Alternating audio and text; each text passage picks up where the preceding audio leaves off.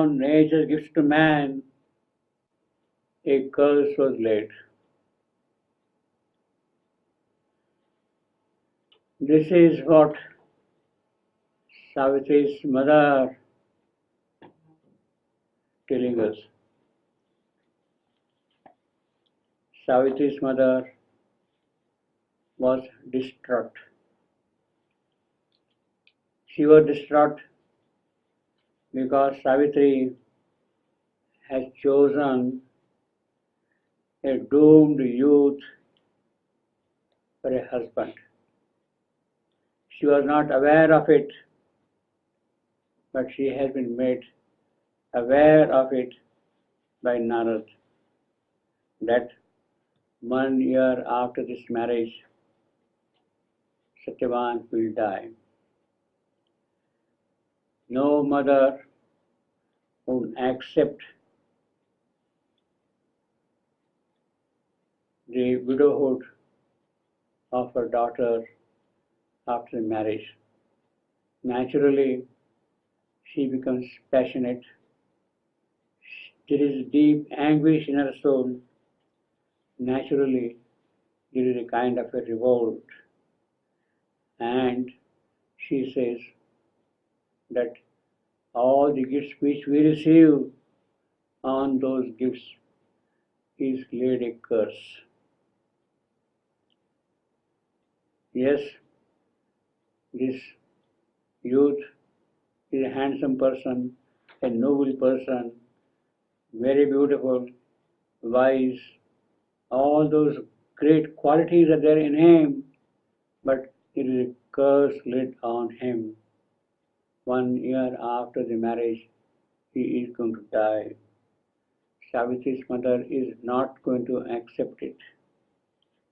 But her daughter is firm in her resolve. She is not going to change it. And therefore, she is revolting. Savitri's mother is revolting. She is questioning Narad.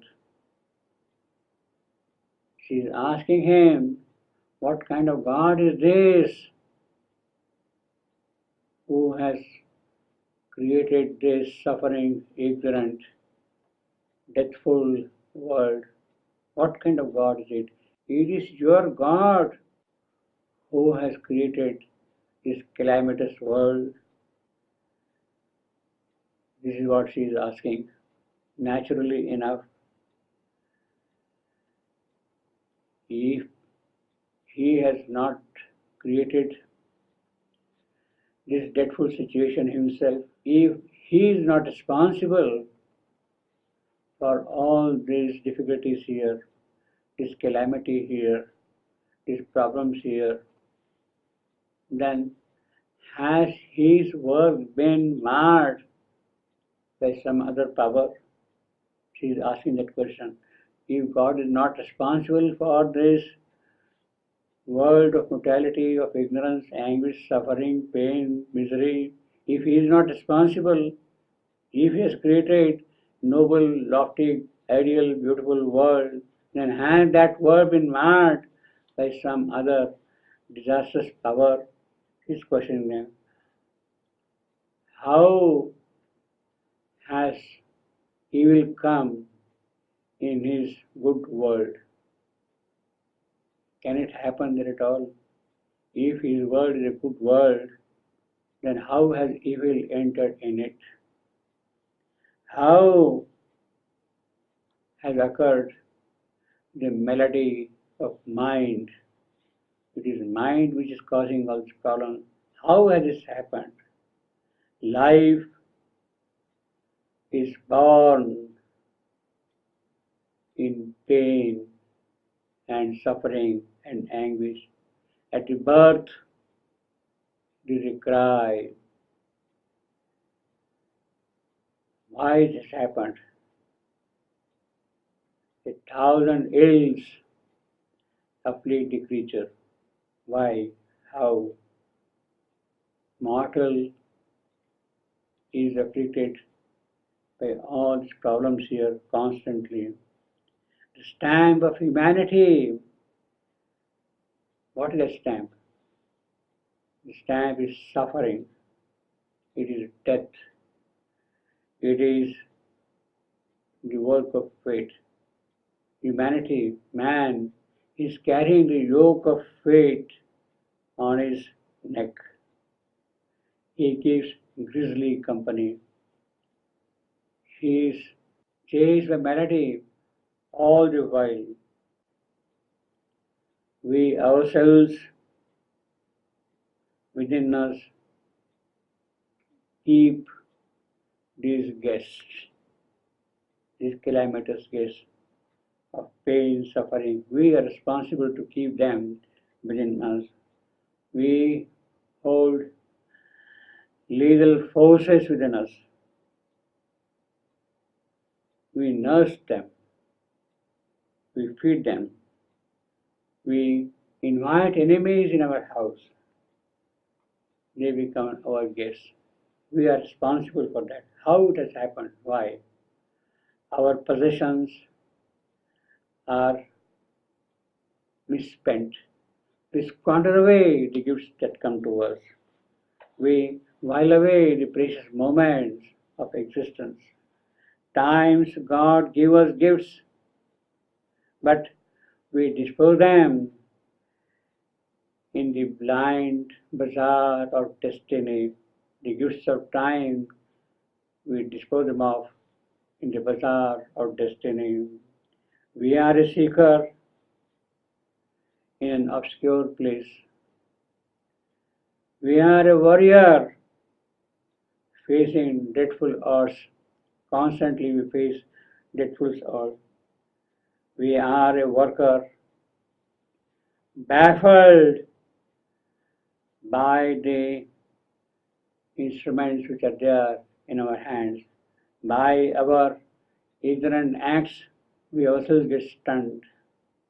Ignorant judge, that is what we are, and we pass miserable judgments on ourselves. Ignorance is what has made us this. Our nature's gifts are of that kind, and they become worse when there is a curse laid on them, on nature's gifts. To man, a curse is glad. Error is a comrade of our thoughts. Falsehood accompanies constantly the truth that we must have. Sin poisons our joy. Virtue itself becomes a jail for us. At every step, He laid a snare for us. We are caught at every step. Such is the world in which we live.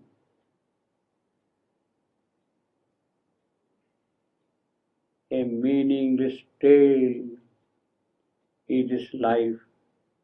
Where then arose the sorrow? Whence arose the suffering? Where from have they come? Sorrow and suffering and pain and evil and error. Where from have they come?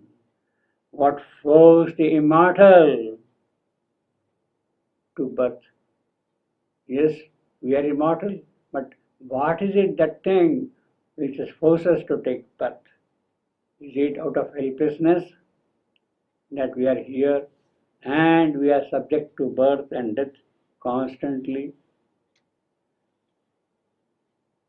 Is this world an illusion? If it is so, then it looks as though this world is an illusion. It looks as though our soul itself is fiction.